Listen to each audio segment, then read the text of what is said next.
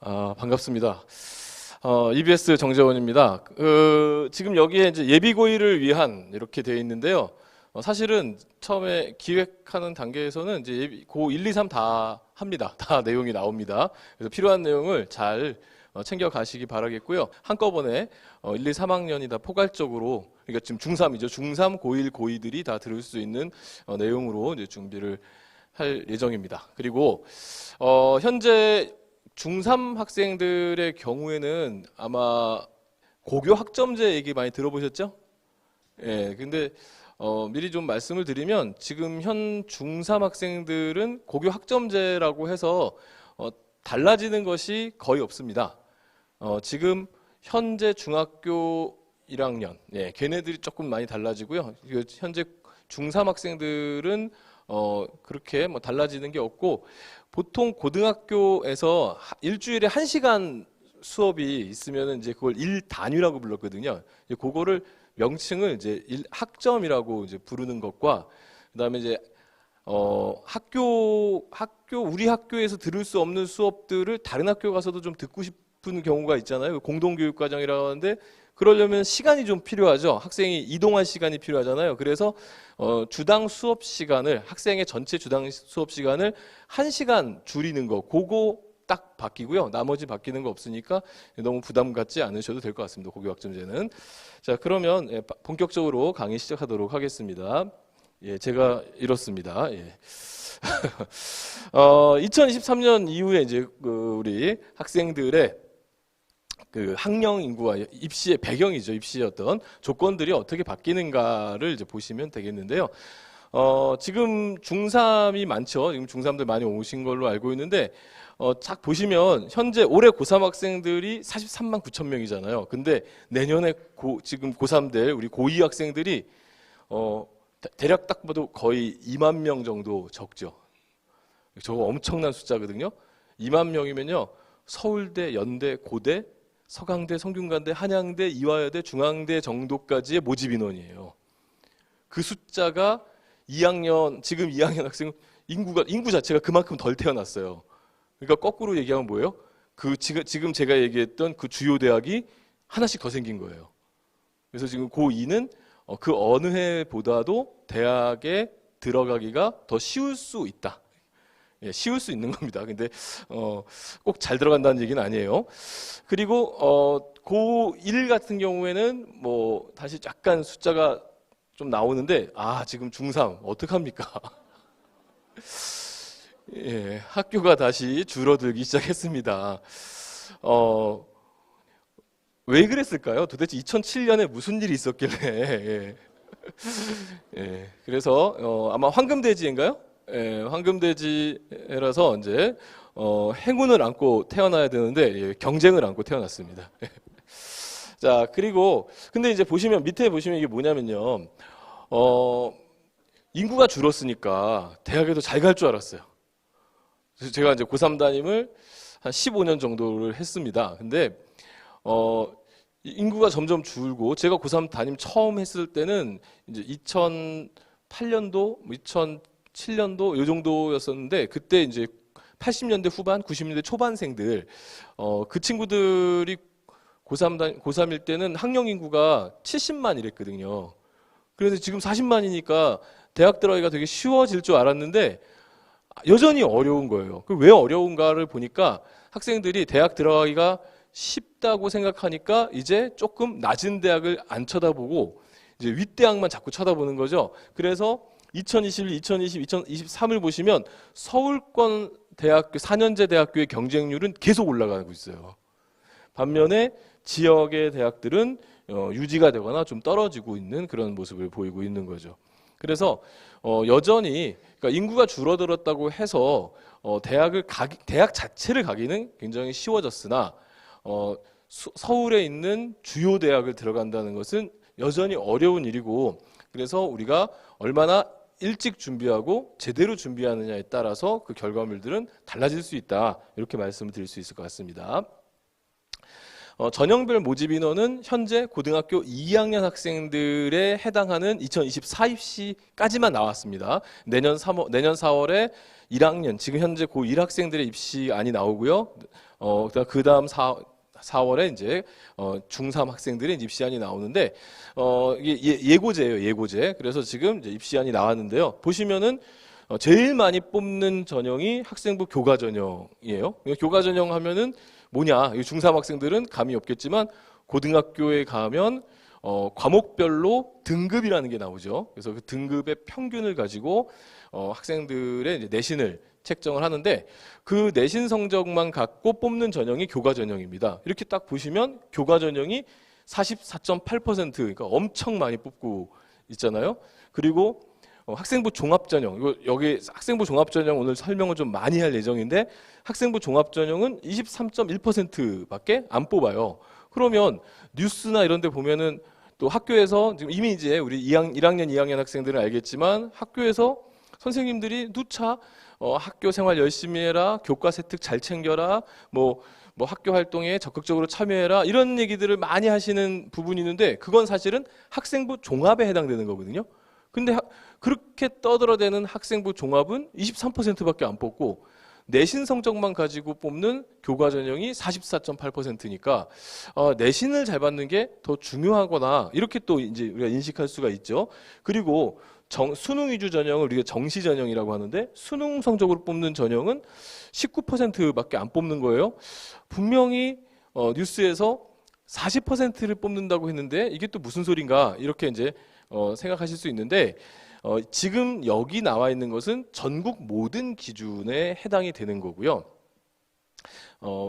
여기서 이제 하나 넘겨서 서울에 있는 학생들이 좋아하는 우리 시조의 가사처럼 외우는 대학들이 있습니다. 예, 그래서 우리 4444 운율이 있죠. 예, 그래서 그 학생들이 선호하는 그 15개 주요 대학과 서울 학생들이 또 좋아하는 이제 서울교대 이제 요 학교 16개 학교의 모집 인원을 다시 한번 보니까 좀 복잡해 보이지만 저 왼쪽부터 제 왼쪽이죠. 예, 왼쪽부터 교과 전형을 보시면 분명히 교과 전형이 44.8이라고 그랬는데 11.43%밖에 안 뽑아요. 서울권 대학에서는 주요 대학에서는 반면에 종합 전형이 23%였는데 무려 33.8%를 뽑고 있고요. 그리고 정시가 39.29%. 그래서 전형 순위, 즉 주요 대학교에서 전형 순위를 보면은 1순위가 수능 중심의 전형, 그다음에 2순위가 학생부 종합 전형으로 돼 있는 것을 우리가 알 수 있습니다.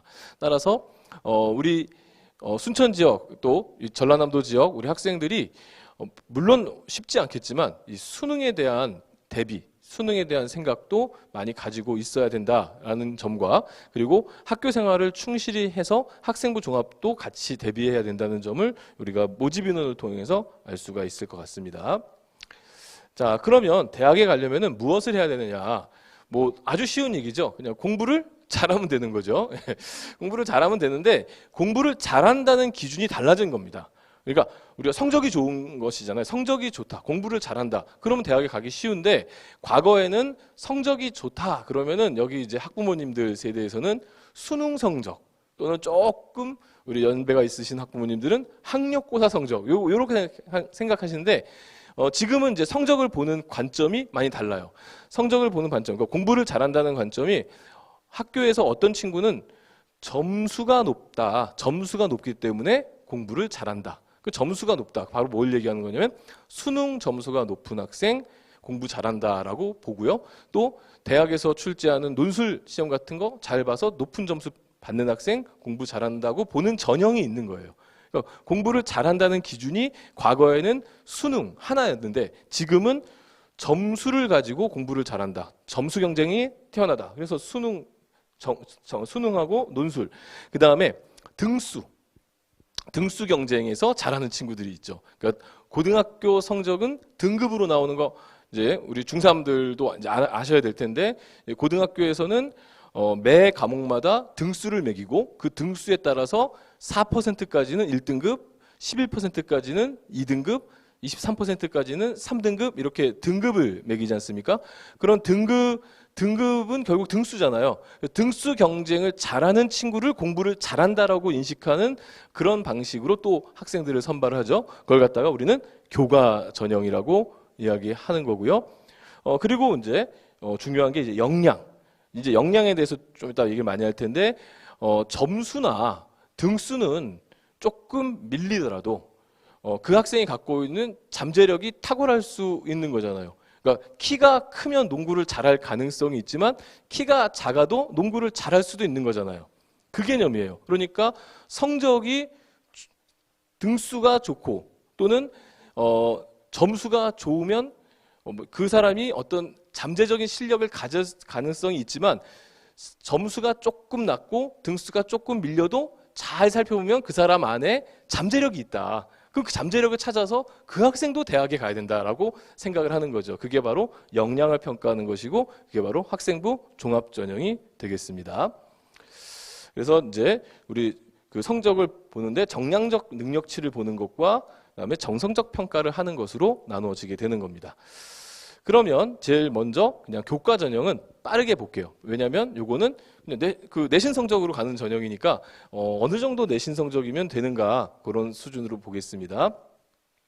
일단 이제 고등학교에 가면은 이제 교과 영역이 있습니다. 그래서 보통 교과라고 돼 있죠. 요거 이제 보통 교과는 이제 일반계 고등학교에서 배우는 교과목을 보통 교과라고 하고 전문 교과는 특목고나 특성화 고등학교에서 배우는 교과를 전문 교과라고 하고요.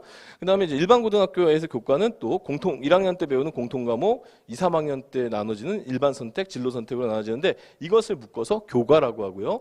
그다음에 교과 외 활동이 있어요. 교과 외 활동이 이제 동아리 활동이라든가 봉사 활동이라든가 뭐 진로 활동이라든가 이런 것들을 우리가 교과 외 활동인데 이게 창체 활동이라고 하거든요. 창의적 체험 활동. 이걸 갖다가 우리가 비교과라고 해요. 그리고 이 두 개를 묶어서 서류라고 표현을 하는데 요 서류는 바로 이제 학생부 종합 전형에서 둘 다 보는 거고 교과 전형은 요 교과 부분만 평가를 하는 겁니다. 수도권보다는 비수도권에서 교과 전형을 훨씬 많이 뽑기 때문에 아까 그 44.8%라는 비율이 나온 거고요.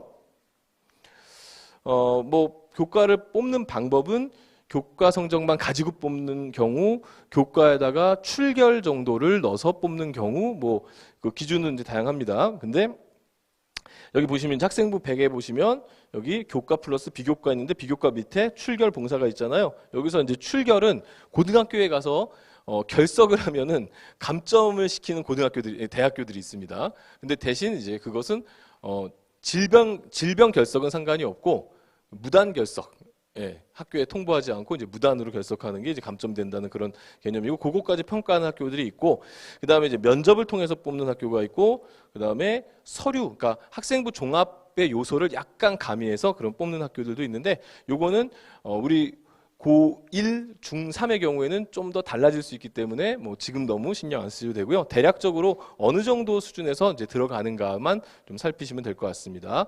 그다음에 요것도 이제 반영되는 교과에 대한 이야기인데 요 부분도 뭐 디테일하게 얘기하기는 좀 어렵고요. 간단하게만 말씀드리면 내신 성적을 반영을 할 때 대학에서 이제 내신 성적 반영할 때 대학교에는 계열이라는 게 있잖아요. 그렇죠? 대학에는 이제 인문 계열이 있고 자연 계열이 있어요. 고등학교에서도 인문 계열과 자연 계열로 나눠서 학생들을 좀 수업은 하긴 하지만 지금은 법적으로는 인문 계열, 자연 계열로 고등학교는 나눠져 있지는 않고 대학에서 뽑을 때 인문 계열 대학이 있고 자연 계열 대학이 있어서 이렇게 선발을 하게 되죠. 그 참고로 우리 이제 고1 그다음에 중3 학생들에게 좀 얘기를 좀 드리면 인문계와 자연계가 무슨 차이가 있을까요? 인문계는 뭐고 도대체? 자연계는 뭐다? 과목은 아시죠? 과목은 인문계에 가면은 문학도 하고 철학도 하고 뭐 역사학도 하고 이런 과목은 알고 계시죠? 그리고 어떤 과가 인문계에 있는지 알고 계시고 그다음에 자연계에 가면은 뭐 물리학도 하고 생명과학도 하고 이런 과목들을 알고 계시는데 도대체 이 두 개의 과가 무슨 차이일까요? 이게 이 두 개의 계열이 무슨 차이냐면 이렇게 보시면 돼요. 인문계는 사람을 연구하잖아요. 사람의 행복, 사람의 만족, 그러니까 인간의 행복이나 인간의 만족이 무엇인가를 연구하는 게 인문계입니다. 잘 기억하셔야 돼요. 그러니까 그래서 인문계를 인문계에 잘 맞는 학생은 인간에 대한 탐구, 인간이 어떤 상황에서 의미 있는 삶을 살고 행복하게 살고 만족하는 삶을 사는가에 대해서 관심 있는 친구들은 인문계열이고요. 그런 또 어려운 사람들을 도와줘서 행복하게 만들려고 노력하는 것도 인문계열이 되겠고, 그럼 자연계열은 뭐냐? 행복해지려면은 행복에 대한 어떤 문제 해결이 필요하거든요. 쉽게 얘기해서 인간은 대화하는 것을 좋아합니까? 싫어합니까? 좋아하죠. 대화하는 거 좋아하죠. 예, 대화하는 거 안 좋아하세요? 예, 혼자 지금 섬에서 사시는 분 없잖아요. 그러니까 인간은 대화를 좋아하는데 우리가 낮에 우리 학생들이 학교에서는 친구들과 대화를 하죠. 근데 집에 가서도 낮에 대화했던 친구와 그 대화를 계속 이어나가고 싶어. 대화를 해야 만족감이 올라가. 그러면 근데 거리상 떨어져 있어요. 그럼 뭐가 해결해 줄 수 있죠? 전화기. 그러니까 인간의 만족은 서로 대화하는 것에 있다라는 것을 찾아내는 것은 문과. 그럼 그것을 해결하는 전화기를 만들어내는 것은 이과예요. 이해가 되셨어요? 그래서 그렇게 해서 이제 문이과 개념을 잘 찾으시면 되는데, 대학들이 문과 대학하고 그러니까 인문계 대학하고 자연계 대학들이 고등학교의 과목들 중에서 반영하는 교과가 좀 달라요. 그래서 보통 이제 그 건국대, 서강대, 이화여대, 중앙대, 한양대, 고려대, 서울시립대, 성균관대, 연세대, 여기 딱 요 중간에 있는 걸 보시면 소위 최상위권 대학들이죠. 요 최상위권 대학들을 보시면 국어 과목, 수학 과목, 영어 과목, 사회 과목, 과학 과목을 반영하거나 아니면 전 과목, 고등학교에 가면은 배우는 뭐 중국어, 일본어 뭐 이런 과목들까지 전 과목을 반영하는 편이고, 그 다음에 위에 보시면 경희대, 홍익대 등 다수대학, 대부분의 다수의 대학들은 문과 계열에서는 국어, 영어, 수학, 사회 과목을, 이과 대학에서는 국어, 영어, 수학, 과학 과목을 내신으로 반영을 해서 평가를 하게 됩니다.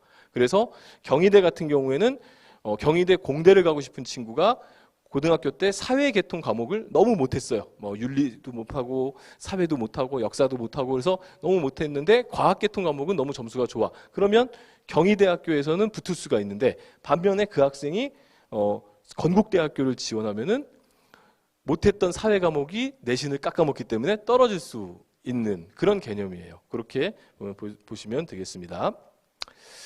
그러면 이제 구체적으로 어느 정도 수준의 아이들이 들어가느냐? 예, 죄송합니다. 아이고 이게, 이게 어떻게 되나? 예, 다시 보겠습니다. 예, 보시면은 저 끝에는요, 정시에서 수능에서 4개 영역이 몇 등급쯤 나와야 대학에 들어갈 수 있을까? 그 다음에 전국 상위 몇 % 안에 들어가야 이 대학에 들어갈 수 있을까를 표현해 놓은 거고요. 그 다음에 이제 그 가운데 이제 대학교는 이제 대학교 색깔들이 있는데, 대학교 색깔은 지금 연세대, 한양대, 이화여대, 동국대는 나중에 이제 뽑을 때 수능을 반영하지 않고 내신 성적만 보고 뽑는 대학을 얘기하는 거고요. 그 밑에 고려대, 서강대, 성균관대, 중앙대, 시립대, 홍익대는 수능을 반영을 하는데 수능을 좀 많이 반영하는, 그래서 3개 과목을 반영하고 3개 과목 등급합이 6, 7 뭐 이런 정도로 아주 높은 수능 최저학력 기준을 요구하는 대학들 얘기하고요. 그다음에 경희대, 외대, 숙명여대, 뭐 서울과기대, 상명대 같은 경우에는 지금 2개 영역의 과목의 수능 등급을 반영하는 그런 대학들을 이야기하고요. 그럼 어느 정도 들어가느냐? 여기 1에서 1.5, 1.6에서 2.0 요거는 대략적인 내신 성적입니다. 고등학교 때 내신 성적. 파란색은 안정권, 노란색은 추가 합격이 가능한 수준.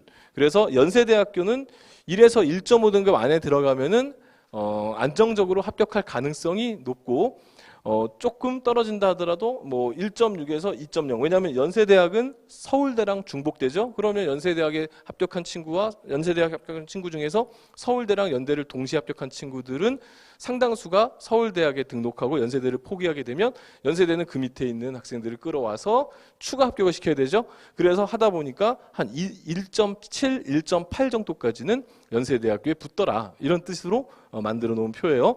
그래서 보시면 고등학교에서 내신 성적이 어느 정도가 돼야만 어느 정도 대학에 갈 수 있는가를 따져보니까 1에서 1.5등급 대 학생들은 갈 곳이 많은 거죠. 예, 반면에 이제 그 밑에 이제 1.6에서 2.0 학생들은 학교에 따라서 조금 좀 다르게 나타나기도 하고요. 그리고 농어촌 전형이나 지역인재 전형, 기회균등 전형처럼 특별한 자격 조건이 필요한 전형들은 한 0.5등급 정도 낮게 내신 성적이 반영된다라는 수준 정도로만 보시면 되겠습니다. 자, 그리고 그럼 이제 진짜 실제로 결과는 어떠냐? 이제는 이제 대학 입시 결과가 굉장히 많이 개방이 돼 있어요. 그래서 서울시 교육청의 자료집에 이 결과가 나와 있길래 제가 다 끌어 모아가지고 이렇게 분석을 해놨습니다. 보니까 연세대학교가 지금 1.59등급이 70% 학생, 그러니까 10명이 합격했으면 7번째 합격한 학생의 성적이 70%가 되겠죠. 그래서 한 1.59등급 정도. 그래서 교과 전형을 보시면 대략 아까 앞서서 봤던 표처럼 대략적으로 보시면은 1.5에서 1.78 정도 선에서 서울에 있는 주요 대학교의 합격선이 결정이 되고요. 자연계 역시 비슷한 수준의 모습들을 보여주고 있습니다. 따라서 우리 학생들이 지금 내 내신 성적이 몇 등급이다라고 했을 때 내가 한 1.6, 1.5 뭐 이 정도 등급이다라고 했을 때는 분명히 여기에 나와 있는 15개 주요 대학교에 안정적으로 합격할 수 있는 가능성이 높은 거고요. 2등급 초반쯤 되면은 이제 요 급의 대학에서는 좀 쉽지 않은 부분도 있다. 좀 행운도 좀 따라야 되고 수능 최저학력 기준에 적용됐을 때 좀 그 다른 친구들이 최저 통과 못하는 친구도 좀 많아지고 하는 이런 상황도 있어야 되고, 그래서 그런 부분들이 좀 고려되지만 어쨌든 요 정도 수준이 교과 전형이다. 아마 이 성적을 보시고서 지금 이제 알겠다 이렇게 생각하시는 분들 많은 것 같아요. 예. 만만치는 않습니다. 어쨌든 그 다음에 이제 학생부 종합 전형, 이게 이제 중요한 전형이죠. 여기를 잘 이제 이해하셔야 되겠습니다. 수도권에서 많이 뽑아요. 자, 학생부 종합 전형은 앞서 봤던 교과 전형하고 제일 먼저 성적부터 비교를 해볼게요.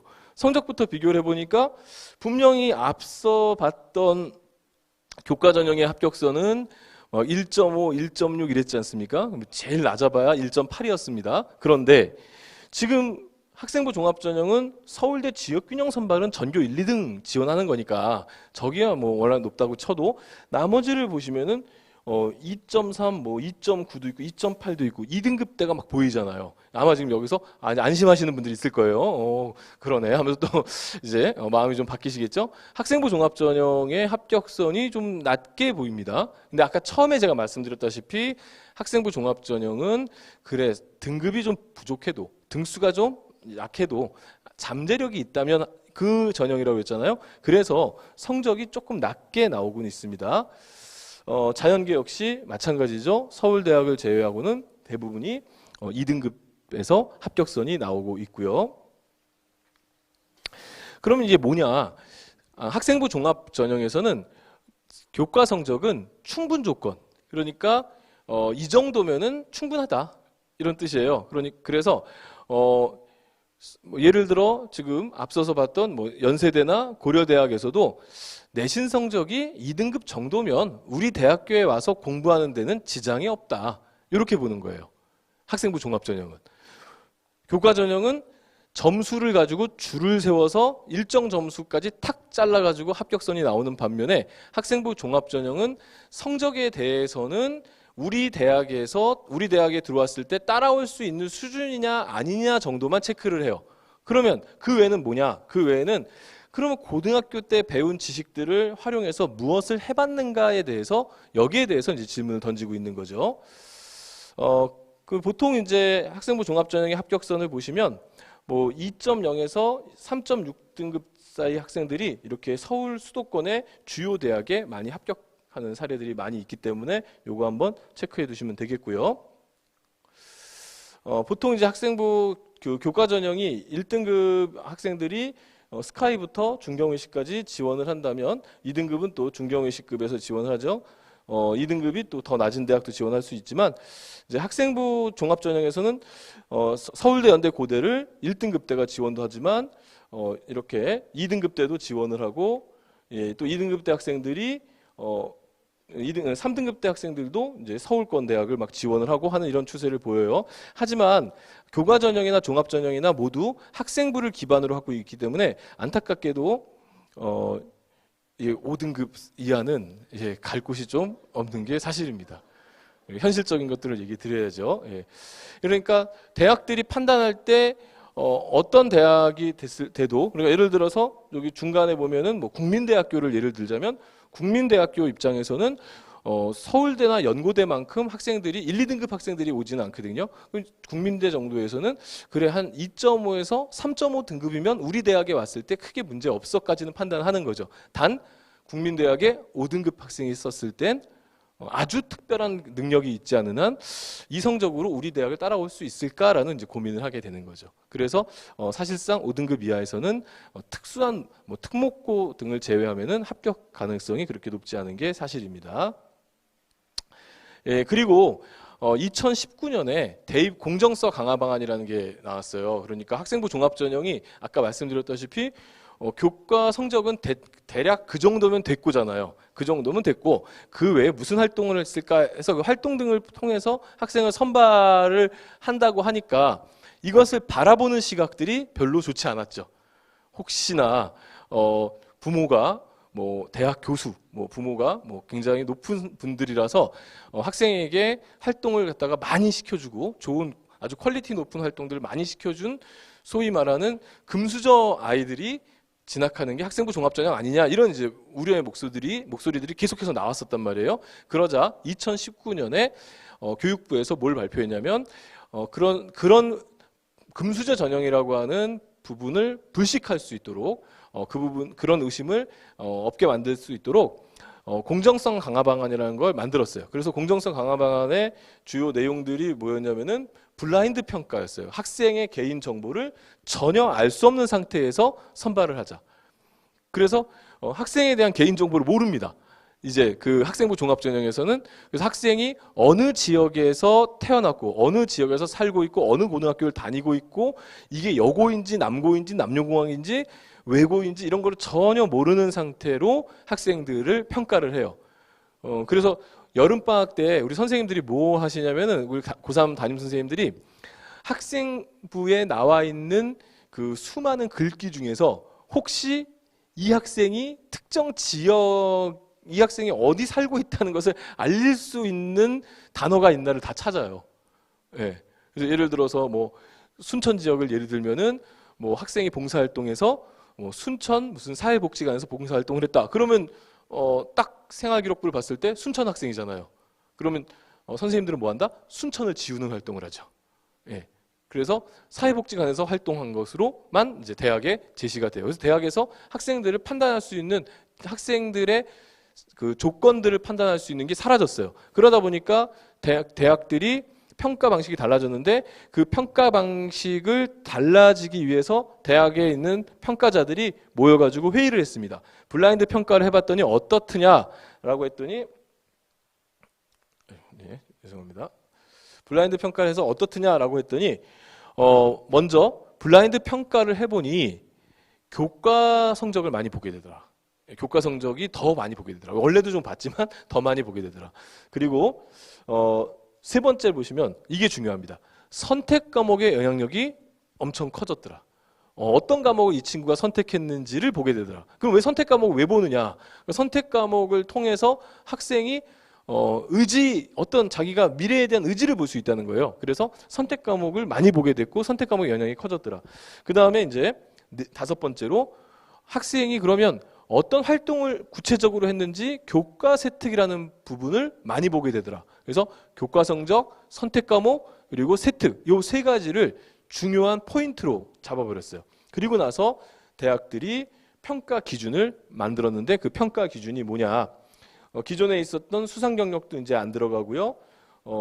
그리고 독서도 안 들어가고 자기소개서도 안 들어가고 독서는 생활기록부 상에 보면은 독서 활동이라고 하는 난이 있었거든요. 그건 안 들어가요. 하지만 독서를 해서 국어 시간에 어떤 책을 읽고 그 책과 관련해서 발표를 했다거나 그 책과 관련해서 토론을 했다거나 수학 시간에 또는 뭐 영어 시간에 어떤 수업 시간에 독서를 한 것은 교과 세특으로 넣을 수 있어요.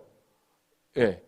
그러니까 독서 활동이라고 하는 그 칸이 없어진 거지 독서 활동한 자체를 생기부에 못 넣는 건 아닙니다. 그러니까 독서는 많이 하셔야 돼요. 어쨌든 그렇고 자기소개서도 이제 어쨌든 빠지고 봉사활동도 개인이 봉사한 것은 이제 들어갈 수가 없습니다.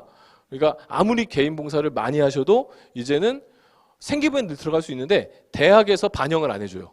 그러니까 대학에서는 학교에서 한 봉사만 반영을 해주게 되니까 그 점 참고하시고요. 어쨌든 생활기록부에 나와 있는 것을 통해서 앞서서 뭐라고 그랬습니까? 블라인드 평가를 하니까 교과 성적을 보더라. 학업 역량. 선택 과목을 보더라. 진로 역량. 그리고 학생의 세특을 보더라. 학업 역량과 공동체 역량. 이렇게 해서 학업 역량, 진로 역량, 공동체 역량 이렇게 세 가지로 나눠서 학생을 평가를 하는 겁니다. 그러면 학생부 종합전형에서 평가를 잘 받으려면 어떻게 해야 되냐? 이제 학생 스스로가 얘기해 봐야 되는 거죠. 나는 우수한 학생입니다. 이제 스스로. 네. 나는 우수한 학생입니다. 그럼 이제 질문을 던져야죠. 네가 왜 우수한데? 라고 이제 질문을 던지겠죠. 그럼 거기에 대한 대답을 해줘야 돼요. 먼저 근거를 달아줘야 되겠죠. 학업 성취도와 학업 태도가 저는 좋습니다. 제 생기부를 보시면 저의 학업 성취도, 등급, 그 다음에 100점 만점 중에 점수를 받는 원점수 이런 게 저는 좋으니까 저의 학업 역량은 뛰어납니다. 이렇게 증명할 수 있어야 되는 거고 교과 세특에 보면은 우리 선생님이 저보고 수업 태도가 매우 좋다고 얘기해 주셨습니다. 따라서 저의 학업 역량은 우수합니다. 이렇게 얘기를 할 수 있어야 되는 거예요. 그럼 역으로 생각하시면 뭡니까? 일단 성적 좋아야 되는 거고 학교 수업 시간에 좋은 선생님으로부터 좋은 평가를 받으셔야 되는 거죠. 그리고 이제 세 번째 탐구력. 요거 중요합니다. 탐구력 잘 기억하셔야 돼요. 탐구력이 뭐냐? 탐구할 수 있는 능력을 이야기하는 건데 결국엔 이런 겁니다. 쉬운 예를 들어보겠습니다. 그 흥선대원군 아시죠? 흥선대원군이 이제 지금 교과서는 좀 다른데 옛날 교과서는 뭐라고 되어 있냐면 흥선대원군의 쇄국정책이라는 표현이 있었어요. 아마 부모님들은 그렇게 다 배우셨을 텐데 그 흥선대원군의 쇄국정책은 우리나라의 개화의 속도를 늦췄다는 비판을 받고 있다라는 글귀가 교과서에 있었어요. 지금은 조금 완화돼서 다른 표현으로 있는데 어쨌든 그런 교과서에 그 내용이 있으면 성실하고 착한 학생 달달달 외우겠죠? 교과서 달달달 외워서 다음날 시험에 나옵니다. 다음 중 흥선대원군이 비판받는 부분은 뭐냐? 그럼 선택지에 쇄국정책 그 찾으면은 그 학생은 성실하고 점수가 높은 학생 맞죠? 예. 그런데 그거 가지고는 탐구력을 알 수가 없는 거죠. 그럼 탐구력이라는 게 뭐냐? 자기 스스로 생각해 보는 거죠. 교과서를 읽으면서 흥선대원군이 비판을 받아 통상수교 거부정책, 쇄국정책 때문에 비판을 받아 왜 비판을 받아야 되지? 당시에 그럼 이 정책 말고 또 다른 정책이 있을까? 비판하는 사람들의 근거는 뭘까? 또는 만약에 이 정책이 아니었다면 우리는 어떤 정책으로 바꿔갈 수 있었을까? 이런 것들을 막 고민하고 찾아보다 보면 계속해서 꼬리에 꼬리를 무는 질문과 자료 수집에 학생이 막 갈 거 아닙니까? 바로 그런 과정에서 나타나는 학생의 이제 역량들을 우리가 탐구력이라고 하는 거죠. 그래서 탐구력은 어디서 할 수 있느냐? 교과 세특을 통해서 확인이 가능하거든요. 그래서 탐구력이 학업 역량에서 굉장히 중요한 부분이고 실제로 이제 자기소개서는 없어졌지만 서울대학교 홈페이지에 들어가시면 서울대학교 입학처 홈페이지에 들어가시면 아로리라는 그 짧은 이제 웹진이 있어요. 그 웹진을 클릭하시면은 이제 거기에 다양한 자료들이 나오는데 거기에 보면 서울대학교에 합격한 거의 모든 학과의 학생들의 자기소개서가 한 학과당 3개씩 이렇게 공개가 돼 있거든요. 그거를 쭉 읽다 보면은 어떤 내용이 많냐면 기존에 있었던 교과서에 나와 있던 문장들을 한 번쯤 되새겨보고 거기에 반론을 제기하는 이야기들이 굉장히 많아요. 이제 거기서 사실은 탐구력이 시작이 되는 거죠. 왜냐하면 우리 교과서는 이미 정제된 내용들을 학생들에게 알려주기 위해서 만들어진 교과서고 그 내용이 그러한 표현이 나올 때까지 그 근거라든가 또는 반론이라든가 이런 것들은 안 실어져 있거든요. 그럼 학생이 스스로 그런 걸 찾아서 공부를 해보라는 거죠. 그게 바로 탐구력이고 이것은 이제 학생 스스로도 해야 되는 부분이지만 학교의 선생님들도 수업 설계를 하실 때 학생들이 생각할 수 있도록 설계를 해주는 게 굉장히 필요한 부분입니다. 그 다음에 이제 진로 역량. 진로 역량은 크게 두 가지예요. 나는 나의 진로를 잘 찾아가는 학생입니다. 라고 하는 것들을 이제 증명해 줘야 되는 부분이 있고 또 하나는 과목 선택을 거기에 맞게 과목 선택을 참 잘하고 있습니다라고 이제 설명이 될 수 있는 부분인데 요건 뒤에 가서 한번 보도록 하겠습니다. 그다음에 이제 공동체 역량 같은 경우에는 뭐 공동체 안에서 자신의 역할, 학교 안에서 주어진 역할들을 또는 자기가 상황에 따라서 어떤 해야 될 일들을 얼마나 잘해 나가고 있는가 이런 것들을 평가하는 부분이라고 볼 수 있겠고요. 자, 그럼 이제 이거 보시면 예, 지금 이게 좀 원래는 이게 음영이 있어야 되는데 지금 음영이 좀 지워졌는데요. 음영 나오네요. 애니메이션으로 나오네요. 예, 음영을 보시면 이게 뭐냐면 대학교에서 학생들이 어떤 과목을 선택했는지를 이제 알아야 되겠죠. 그래서 대학교에는 이제 학생들이 선택한 과목을 이렇게 프로그래밍 해가지고 평가자들이 컴퓨터 모니터를 켜면은 이런 화면이 나오는 거예요. 그래서 이게 뭐냐면은 이 자체는 이 해당 학생의 고등학교에 개설된 전체 과목이고 지금 음영 처리된 이 부분은 그 학생이 선택한 과목이에요. 대학이 선택한 과목을 알아요. 그래서 의문을 품을 수 있는 거죠. 화법과 작문이 개설됐는데 왜 화법과 작문은 이 학생은 선택을 안 했을까? 이런 것들을 이제 대학들이 평가하면서 이제 의문을 품어가면서 이제 하나씩 평가해 나가는 거예요. 그런데 이 선택 과목이 어떤 의미가 있는가 한번 잘 생각해 볼까요? 지금 1학년 때는 공통 과목이니까 이제 국어, 수학, 영어 다 들었겠죠. 2학년, 3학년에 가면은 일반 선택, 진로 선택해가지고 학생들이 선택하게끔 돼 있습니다. 앞서서 우리 강의하셨던 선생님도 이제 선택에 대한 이야기를 좀 하셨던 것 같은데, 지금 고등학교는 이 선택을 굉장히 중요하게 여기고, 대학교 역시 이 선택을 굉장히 중요하게 여긴다는 사실을 꼭 명심하셔야 돼요. 그래서 지금 중3 학생들이 지금 현재 고민하고 있는 부분들이 고민해야 되는 것 중에 하나가 뭐냐면 고등학교에서 어떤 과목들을 어떻게 선택해 나갈 것인가에 대한 고민을 사실 일찍 해주면 더 좋아요. 근데 이제 이렇게 이제 선택한 거죠. 국어 과목은 개설된 과목 중에 대부분은 선택해서 이수를 했어요. 이 친구는 지금 예시의 친구고 수학을 보니까 수학은 지금 7과목이 8과목 공통 수학까지 8과목이 개설됐는데 그 중에서 4과목만 이수를 했죠. 그러면 이것만 보더라도 이 학생은 수학을 좋아할까요? 싫어할까요? 싫어하죠. 수학을 별로 안 좋아해요. 그냥 기본 과목만 딱 이수한 거예요.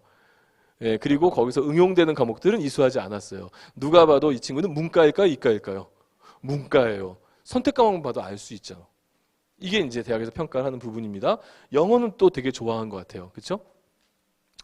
사회 과목들을 보니까 사회 과목에서는 사회 과목은 이제 사회문화, 한국지리 뭐 이렇게 이수를 했는데 좀 맥락은 좀 약해요. 어떤 것을 좋아하는지는 잘 모르는 그런 상태고, 그다음에 과학 과목 같은 경우에는 물리, 화학, 생명과학, 지구과학 같은 과학의 기본에 해당되는 과목은 전혀 이수하지 않았고, 과학사, 생활과 과학 딱 들어봐도 좀 수월해 보이는 과목이죠. 이런 과목만 이수를 했어요. 그러면 이 친구는 앞서서 봤던 수학도 그렇고 여기 과학도 그렇고 수학, 과학 좋아한다, 싫어한다? 싫어한다. 금방 티가 나지 않습니까? 근데 그럼 이제 이 친구가 어떤 걸 잘했어야 되냐면 이 친구는 사실은 사회 과목 선택을 좀 잘했어야 되는데 사회 과목이 좀 맥락이 약해요. 무슨 말이냐면 사회 과목에는 일반 사회와 지리와 그다음에 역사, 윤리 4개로 구성되거든요.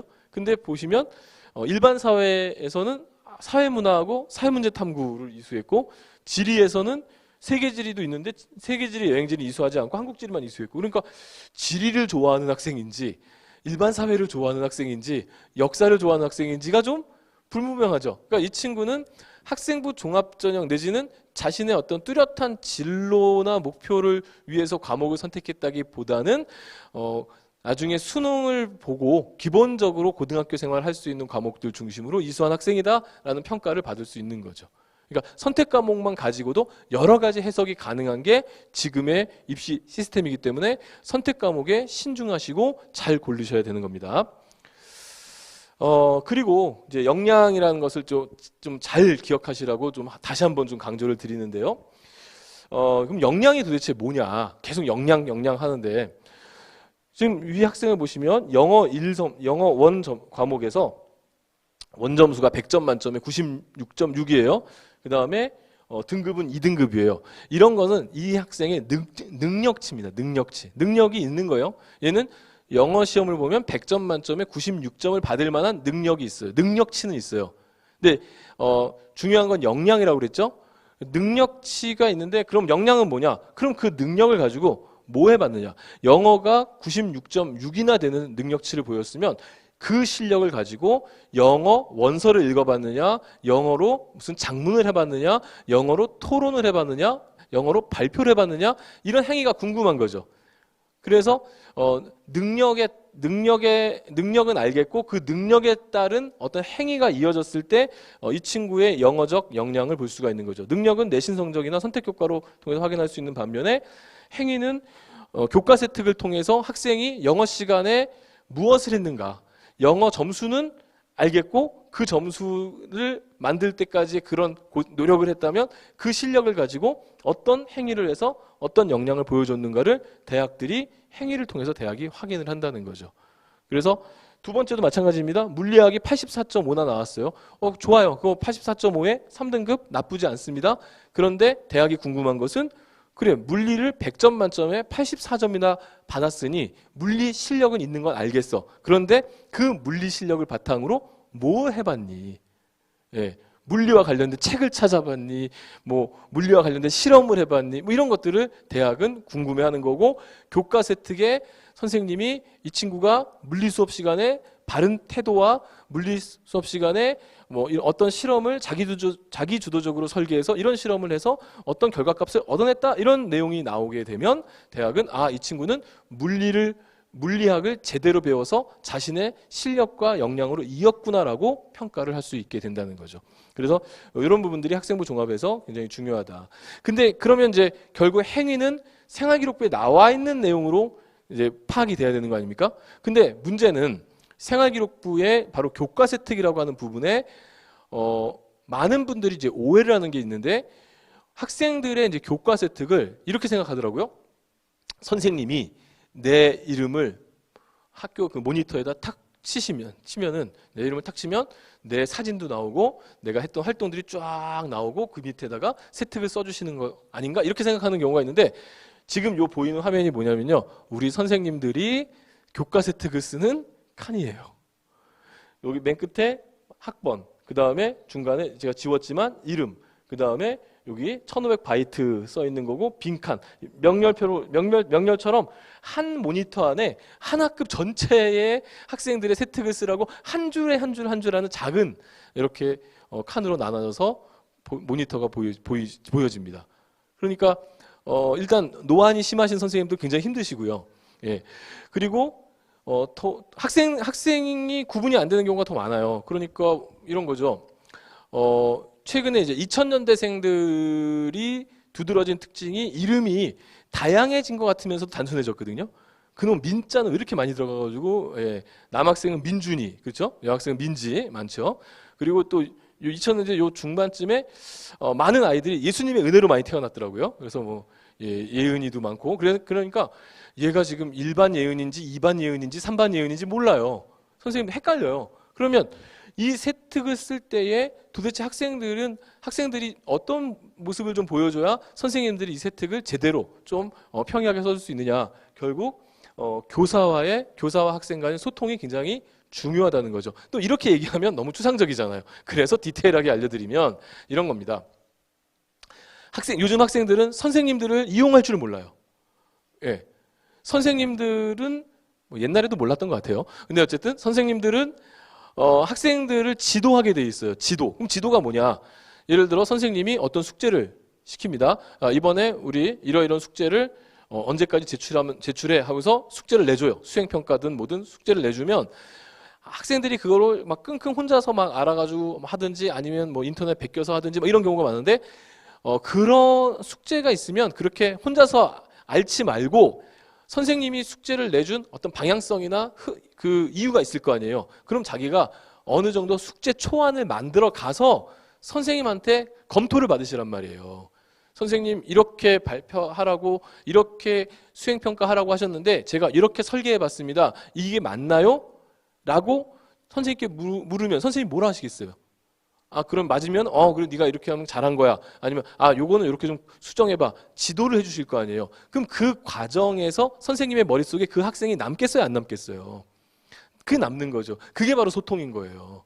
선생님하고 소통하라고 해서 선생님 지나면 이런 게 아니고, 예, 선생님과의 소통은 교과목을 가지고 하나하나 다 우리 할 수 있는 거예요. 학교 선생님들 좀 제발 이용하세요. 그리고 학교 선생님들 이용하지 않으시면 선생님들도 이제 쓸모가 떨어지는, 요즘에 그 무쓸모라고 하던데, 예, 쓸모가 없어지는 거죠. 그래서 선생님과 학생들의 소통들이 굉장히 중요하다. 그래서 이제 이걸 우리가 라포 형성이라고 하는데, 그 라포 형성이 이 세특에서 굉장히 중요한 부분입니다. 그래서 이제 이렇게 세특이 좋은 세특이라고 해서 한양대학교에서 이제 공개한 세특인데요. 여기 보시면은 태도, 그다음에 이제 뭐 협력하는 자세, 자기주도적인 자세, 선생님의 도움을 받아 반복적으로 학습하고 이렇게 나오잖아요. 그리고 자기가 이 물리라는 과목을 통해서 더 조사하고 이것을 발전시켜서 어떤 이론들하고 계속 연결하면서 공부하는 이런 모습들, 이게 이제 좋은 세특이 되는 거죠. 예, 어렵지 않아요. 예, 학기 말에 뭐 자기가 1년 동안 뭐 했으니까 선생님 이거 꼭 넣어주세요, 이런 거 별로 중요한 것도 아니고 좋은 것도 아니고, 결국 학기 중간중간에 계속해서 끊임없이 선생님들과 소통을 해가면서 선생님들 많이 물어보시고 그 과정에서 선생님이 학생을 자연스럽게 파악하게 만드시고, 그리고 학생들은 그 선생님과의 대화를 위해 준비하는 내용들을 통해서 자신의 지식을 깊이 가져가면서 탐구력을 높이시고 하는 것을 같이 하시면 되는 겁니다. 그래서 이렇게 좀 교과 세특에 대한 부분들을 잘 정리해 주시면 좋을 것 같습니다. 자, 그러면 이제 빠르게 수능에 대해서 좀 알아볼게요. 수능 이제 중요하죠. 우리 중3 학생들 이제 내년 3월이 되면 엄청 충격적인 시험을 하나 봐요. 뭔지 알죠? 모의고사를 봐요. 갑자기 고등학교라고 해서 교복도 어색한 그 아이들이 3월 첫째 주, 둘째 주에 갑자기 아침 8시부터 저녁 4시, 오후 4시까지 하루 종일 시험을 봐요. 이게 뭔가 싶어요. 아이들이 눈이 휘둥그레지죠. 거기다 뭐 시험 범위를 알려준 것도 아니고 막 갑작스럽게 시험 보니까 힘들어 하는데 그 시험이 바로 이제 수능의 맛보기 시험인 모의고사라고 하는 시험입니다. 근데 이제 이 모의고사 수능은요, 이제 평가하는 부분이 좀 달라요. 그러니까 우리가 이제 흔히 중학교나 고등학교 때 보는 이런 내신 성적은 수업을 하고 그 수업의 내용을 예습 복습하고 교과서를 암기해서 보는 시험이죠. 그러니까 이건 지식을 암기해서 보는 시험이고, 사회에서 보는 시험과 유사한 것은 우리 자격증 시험이 좀 유사한 거죠. 그런데 모의고사나 수능은 뭐냐면 지식을 공부했다고 치고, 중학교 3년 동안 공부를 했으면 중학교에서 배우는 이 정도의 단어, 이 정도의 공식, 이 정도의 개념은 다 알고 있는 거야 라고 전제를 하고 그 상황, 그 수준에 맞춰서 어떤 문제 상황들을 던져줘서 자신이 배웠던 공식 개념들을 추론해가지고 푸는 방법으로 가는 거예요. 이게 좀 어려운 부분이긴 한데, 이 부분에서 이제 학생들이 중학교에서, 특히 중학교에서 휘발성 높은 공부, 중간고사나 기말고사 앞두고 바짝 공부하고 그 다음에는 언제 공부했냐는 듯이 이제 깨끗하게 까먹는 이제 이런 공부를 했던 학생들은 지식이 남아있지 않기 때문에 이것을 추론하는데 굉장히, 추론 능력으로 연결하는데 굉장히 어려운 거죠. 그래서 고등학교의 그 모의고사나 수능은 어쨌든 지식을 바탕으로 추론하는 거다. 거기에 이제 수학이나 과학은 지식과 추론을 동시에 물어보는 거다. 이게 이제 수능에 대한 개념이라고 할 수 있겠습니다. 그래서 이제 수능의 이제 출제 원리라는 건 이런 거예요. 고등학교 1학년 때 보는 중3 학생들이 고1 올라오자마자 보는 3월 모의고사, 이걸 전국연합학력평가라고 하는데, 고1 전국연합학력평가는 중학교 때까지 배웠던 단어, 뭐 공식, 개념 이런 것들을 다 알고 있다는 전제 하에 응용하는 능력을 보는 거고, 그러면 고2 3월 모의고사는 고2는 고1 때 배웠던, 고1까지 배웠던 그런 내용들을 알고 있다는 전제 속에서 출제가 되는 거죠. 그럼 수능은 뭐겠어요? 수능은 대한민국에서 고등학교 3년을 보냈으면 이 정도의 단어, 이 정도의 공식, 이 정도의 개념은 알고 있을 거야라는 그 전제하에서 출제가 되는 게 바로 이제 수능이 되는 겁니다. 그래서 그 전년도까지의 공부의 충실도를 평가하되 그 개인의 사고력도 많이 중요한 게 바로 이 수능이라고 볼 수가 있겠습니다. 이 수능 과목의 선택 과목 유불리는 요거는 좀 넘어가도록 하겠습니다. 예, 요거는 지금 넘어가도록 할게요. 그러면 이제 어느 정도로 수능을 잘 봐야만 정시에서 어느 정도 대학을 갈 수 있느냐. 보시면 여기 이제 끝에서 두 번째 평균 나오죠. 평균 나온 거. 이게 이제 서울대부터 지금 광운대까지 서울권 대학교, 서울에서 학생들이 선호하는 대학교의 모든 점수를 제가 대학 어디가라고 하는 사이트가 있어요. 대교협이라고 하는 사이트인데 검색하시면 나와요. 푸른 창에 녹색 창에다가 대학 어디가 치시면은 뭐 사이트가 나오거든요. 그 사이트에 가면은 입시 결과가 있어요. 물론 찾는데 쉽지는 않지만 그 결과들을 다 끌어 모아가지고 평균치를 이렇게 내봤습니다. 내봤더니 뭐 서울대학교 점수, 그 다음에 고려대학교 점수, 연세대학교가 작년 점수가 좀 낮은 거예요. 원래는 저게 아닌데 작년 점수가 좀 낮았고요. 대부분 이제 좀 점수들이 쭉 이렇게 확인될 수 있죠. 그러니까 대략적으로 전국 상위 그 비율에서 한 5% 안에 들어와야만 이제 서울대 뭐 이렇게 되는 거죠. 예. 마찬가지 자연계도 이제 마찬가지고요. 그러니까 최소한 전국 상위 20% 안쪽에 들어와야만 그 인서울권 대학을 갈 수가 있다. 그럼 20% 정도면 몇 등급이냐? 아까 잠깐 언급했지만 등급은 4%까지가 1등급이고 11%까지가 2등급이고 23%까지가 3등급이고 40%까지가 4등급입니다. 그러니까 대략적으로 이 수준에서 본다면은 서울대는 1, 2등급인 거고 연고대도 이제 1, 2등급인 거고 이제 광운대나 세종대 같은 경우에 2, 3등급인 거고 이렇게 보시면 돼요. 수능 모의고사 등급으로요. 그래서 3월 모의고사를 중3 학생들이 내년에 3월 모의고사를 보고 나서 자신의 등급이 나왔을 때 내가 지금 2, 3등급쯤 나온다 그러면 현재 서울권 대학에 위치하고 있다라고 보시면 되는 거고 4등급쯤 나온다 그러면은 뭐 좀 수도권이나 이제 이런 그 지역에 있는 좀 그래도 나쁘지 않은 좋은 대학에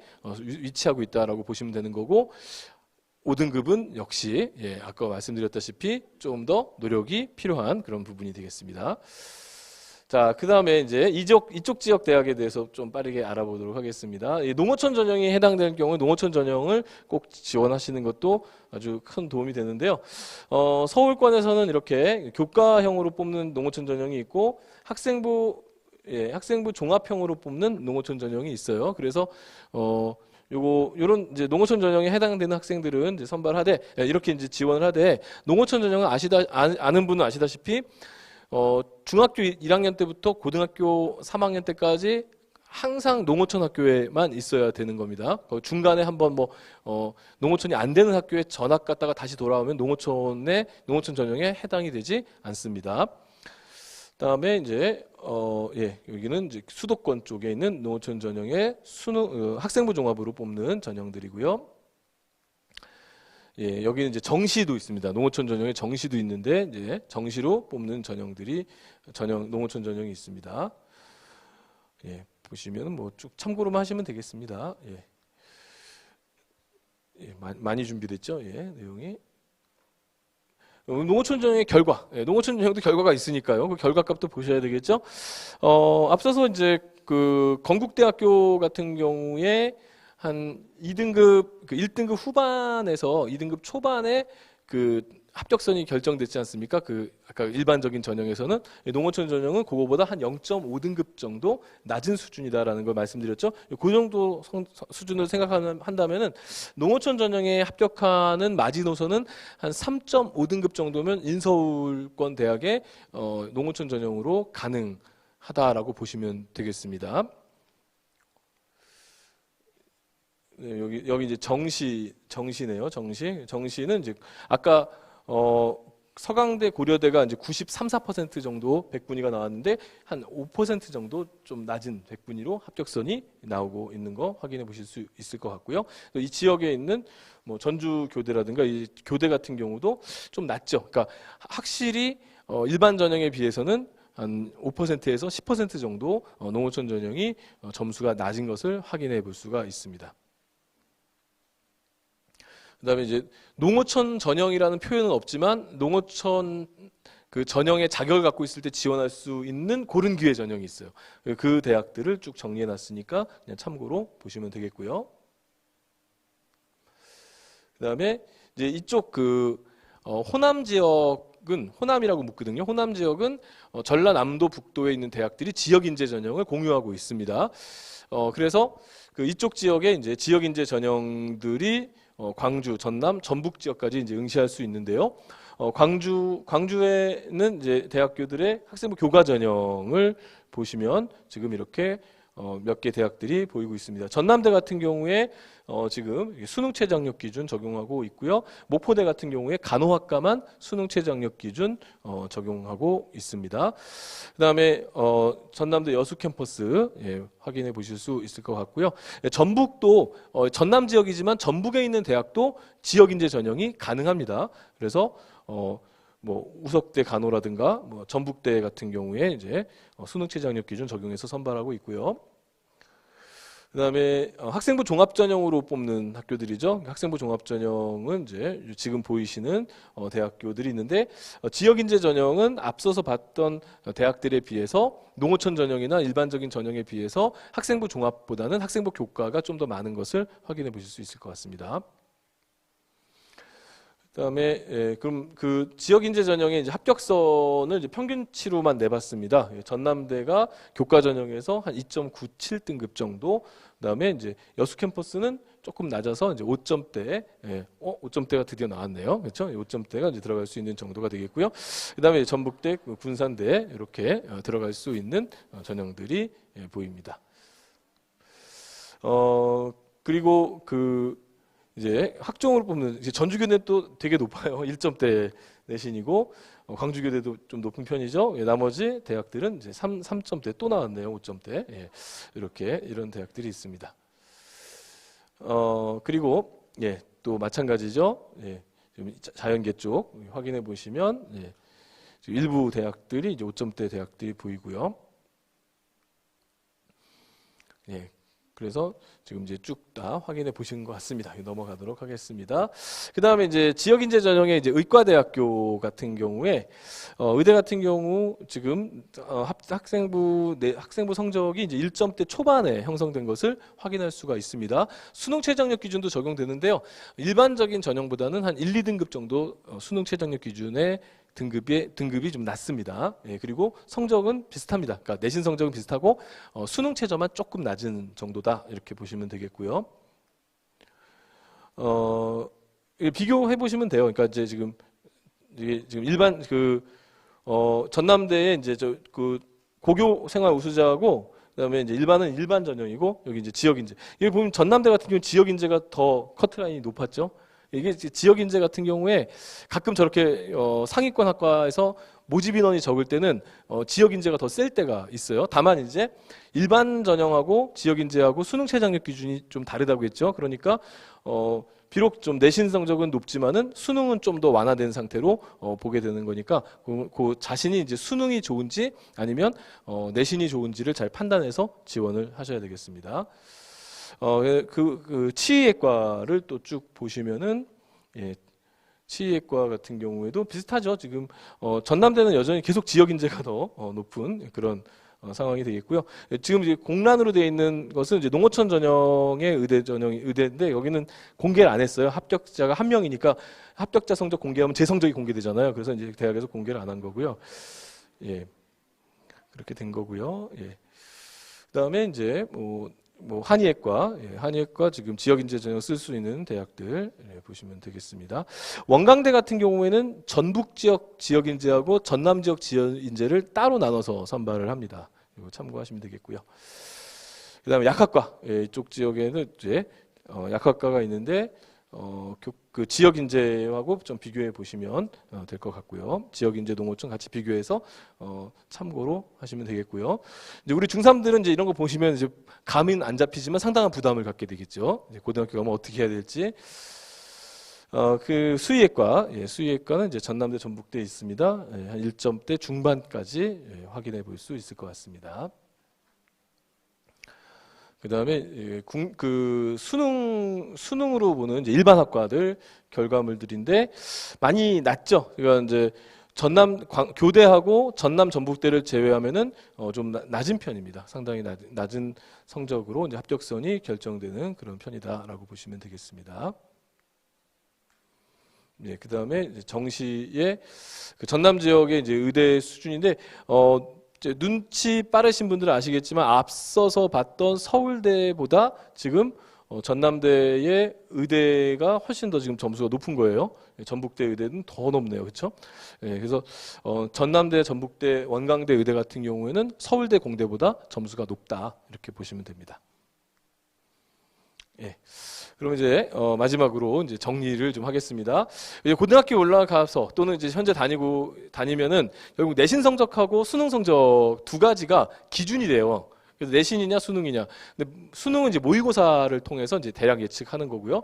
그래서 내가 내신이 좋으냐 수능이 더 좋으냐. 그러니까 내신으로 갈 수 있는 대학이 좀 더 사회적인 인지도가 높은 대학이냐 수능으로 갈 수 있는 대학이 더 인지도가 높은 대학이냐 이제 그걸 먼저 따져 보셔야 되는 거죠. 그래서 내신 성적이 더 좋다면은 비교과 준비 상태를 보고 비교과가 준비가 안 돼 있으면 그러니까 아까 역량, 활동 이런 것들이 준비가 잘 안 돼 있으면 단순하게 내신만 보는 교과 전형으로 그다음에 활동 준비가 잘 돼 있으면 수능 최저 학력 기준 통과 여부에 따라서 학생부 종합 전형을 선택해서 보시면 되겠고요. 수능 성적이 내신보다 훨씬 잘 나오고 있다라고 하면은 정시가 맞는 건데 정시에 가기 전에 논술 전형이라는 게 또 정시와 비슷한 수능하고 되게 비슷한 부분 측정, 그러니까 추론 능력을 측정하는 거기 때문에 논술 준비를 해볼 수는 있겠다. 이렇게 알고리즘적으로 찾아보시는 것도 도움이 될 것 같습니다. 그리고 이제 하나씩 나눠서 좀 마지막에 살펴보면요. 교과 같은 경우에는 그 수업이 되게 중요하죠. 그러니까 교과 선생님의 수업에 집중하는 게 교과 전형을 준비하고 내신 성적을 준비하는 가장 좋은 방법이고요. 그 다음에 이제 원점수 관리도 잘해야 돼요. 그러니까 그 어떤 고등학교는 80점만 나와도 1등급이 나오는 고등학교가 있고요. 어떤 고등학교는 90점이라도 3등급이 나오는 고등학교가 있어요. 대학들이 이거 모를까요? 다 압니다. 다 파악해가지고 학생부 종합전형에서는 다 평가가 들어가고요. 교과 전형에서는 원점수를 보지 않기 때문에 상관이 없고요. 그래서 내신 성적을 관리할 때도 원점수가 굉장히 중요하다는 것들을 기억하셔야 되겠고요. 그다음에 의미 있는 선택 과목들을 잘 하셔야 되겠습니다. 그리고 비교과 같은 경우에는 아까 말씀드렸다시피 독서 활동이 교과 세특으로는 들어간다. 그러니까 교과 활동 안에 그 독서 활동이 들어가니까 독서는 굉장히 중요한 부분이고 독서를 우리가 아침, 저녁 15분, 20분 짧은 시간이라도 하는 습관들을 들여놓는 것이 굉장히 좋습니다. 그 다음에 그 비교과라고 하는데 갑자기 두 번째 소홀히 하는 과목이 없어야 된다라는 표현이 되어 있죠. 이게 무슨 말이냐면 이 비교과라는 표현이 되게 좀 포괄적이잖아요. 그러다 보니까 성적이 상승하는 추세, 하락하는 추세도 비교과에 해당이 되는 거거든요. 그리고 또 어떤 교과는 잘하고 어떤 교과는 못하느냐 이것도 이제 대학들이 평가하는 부분이기도 해요. 그러니까 어떤 친구가 영어는 뭐 90점인데 비슷한 뭐 독일어 같은 경우에는 뭐 40점이다 이랬을 때 영어는 1등급인데 독일어는 7등급이다. 이렇게 이제 성적이 나왔을 때 대학들이 이 친구는 중요하지 않다고 생각하는 과목들은 너무 소홀히 하는 경향이 있다. 이렇게 평가를 해서 학생의 성실성 면에서 나쁜 평가가 나올 수도 있거든요. 그래서 어떤 거 하나도 소홀히 하지 않도록 고등학교 때 모든 과목들을 잘 준비하셔야 되겠습니다. 그리고 그 성취 기준에 충족하는 이제 세특이라고 하는 건데 이건 무슨 말이냐면 이제 교과 세특과 관련된 활동들을 많이 하실 때 진로에 너무 집착해가지고 내가 이게 진로니까 이 진로에 맞춰서 내 교과 세특들을 갖다가 뭐 만들어야 돼 이렇게 생각하는 그런 경우들이 있어요. 그래서 어떤 친구들은 뭐 화법과 작문의 교과 세트에 보면 화법과 작문이니까 말하는 방법과 글 쓰는 방법을 배우는 과목인데 거기에 세특을 보면은 화법과 작문 시간에 뭐 무슨 뭐 그 광우병에 대한 글짓기를 했는데 하면서 광우병에 대한 이야기, 그다음에 단백질에 대한 이야기 막 쭉 나와서 화법과 작문에 대한 이야기는 하나도 안 나오는 교과 세특이 있어요. 이런 거 대학들이 최근에 많이 발견하고 별로 좋아하지 않습니다. 그래서 교과 세특에 들어가는 내용들은 그 과목에 해당하는 좀 그 과목의 성취도에 해당하는, 그러니까 화법과 작문이면 그 과목을 통해서 얼마나 말을 잘 하는 법을 배웠는지, 얼마나 글을 잘 쓰는 법을 배웠는지가 들어가야 된다는 뜻이죠. 그 다음에 이제 진로와 진학과 관련해 가지고는 그 직업이나 전공을 선택하고 빨리 선택해서 그 선택에 따라서 무엇인가를 해야 된다라는 강박보다는 그 진로 선택의 기준을 먼저 만드는 게 중요해요. 그러니까 나는 미래에 어떤 사람이 되고 싶다라는 게 중요한 거죠. 예를 들어서 국제기구에서 내가 근무하고 싶다라고 하는 큰 방향성이 만들어지면 국제기구에 근무를 하기 위해서는 어떤 부분들을 내가 우리나라에서 준비해 나가야 될 것인가가 이제 생각이 되겠죠. 그러면은 이제 거기에 이제 그 서브로서 이제 뭐가 준비가 되냐면 국제기구니까 외국어를 잘해야 되겠다라고 판단하는 친구들은 외국어와 관련된 공부들을 많이 해나가고 또 해당하는 그 전공을 선택하면 될 것이고, 국제기구도 어떤 법률이 되게 중요하다라고 생각하는 친구들은 나는 국제기구에 근무하기 위해서는 우리나라에서 변호사가 돼야 되겠고, 변호사가 되기 위해서는 법학과를 가야 되겠고 하는 이제 그런 흐름들이 나온다는 거죠. 그래서 진로를 선택할 때는 직업이나 전공만 무조건 생각해서 따지지 마시고 큰 진로의 흐름 속에서 기준을 만들어 보시기 바라겠고요. 그 다음에 그 대학을 결정할 때는 이 기준도 되게 중요해요. 숙련도가 필요한 그 직업이 있고, 그 다음에 실제로 이제 학문적 깊이가 필요한 직업이 있어요. 예를 들어서 미디어 커뮤니케이션 같은 경우, 이제 신문방송학 같은 경우죠. 신문방송학 같은 경우에는 좋은 대학의 신문방송학과를 나온다고 해서 좋은 PD가 되는 것은 결코 아니죠. 그러니까 경험이 많고 숙련도가 좋아야만 좋은 PD가 되는 거죠. 여기 전남대 여수 캠퍼스에 제가 알기로는 미디어 커뮤니케이션 학과가 있거든요. 근데 그렇게 성적이 높진 않아요. 한 5등급 정도, 아까 보셨잖아요. 5등급 정도 들어갈 수 있거든요. 그런데 내가 내신 성적이 지금 내신랑 수능 성적이 5등급인데 나는 너무 미디어 커뮤니케이션을 공부하고 싶어요. 근데 PD가 되고 싶은 거죠. 그럼 그 친구가 현재 5등급의 성적을 가지고 다시 공부하고 또 재수하고 삼수하고 계속해서 공부해서 더 좋은 대학의 미디어 커뮤니케이션 학과를 가는 게 나으냐, 아니면 자기 눈높이에 맞춰서 전남대 여수 캠퍼스에 미디어 커뮤니케이션을 가서 거기서 빨리 기술을 배워서 빨리 실무에 나오는 게 나으냐, 이런 걸 판단해야 된다는 거죠. 그래서 이렇게 숙련도가 필요한 전공 같은 경우에는 너무 대학을 따지지 마시고 학과 중심으로 생각을 하시는 게 좋고, 좀 더 이제 고급적인 어떤 학문이 필요한 과목들이 있죠. 그런 과목들 같은 경우에는 이제 가르치는 또 교수님도 중요하고, 대학에서 그 학과에 이제 투자하는 시스템도 중요하기 때문에 그런 경우에는 이제 대학의 퀄리티를 좀 더 높이는 이런 부분도 이제 중요한 부분이 되겠습니다. 그 다음에 이제 수능과 정시에서 좀 구체성 있게 좀 말씀을 드리면, 영어는 무조건 잘해야 됩니다. 영어. 그래서 제가 저랑 상담을 할 때, 제가 이제 학생들 상담을 하면서 이제 모르는 지역에 가서도 이렇게 상담하고 그 처음 본 학생하고도 이렇게 상담을 많이 해요. 상담하면서 이제 영어가 한 4등급, 5등급인 학생들한테 항상 질문을 하죠. 너 영어 공부를 일주일에 기분 나는 대로 하고 기분 안 내키면 안 하는구나. 딱 얘기를 하면 애가 그렇다고 얘기를 해요.